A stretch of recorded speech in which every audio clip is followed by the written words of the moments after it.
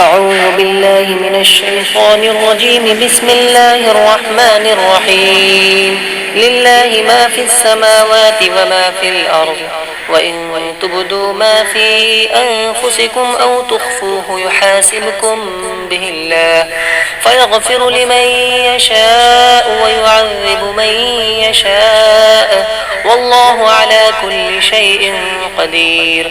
آمن الرسول بما أنزل إليه من ربه والمؤمنون، كل آمن بالله وملائكته وكتبه ورسله، لا نفرق بين أحد من رسله، وقالوا سمعنا وأطعنا غفرانك ربنا وإليك المصير.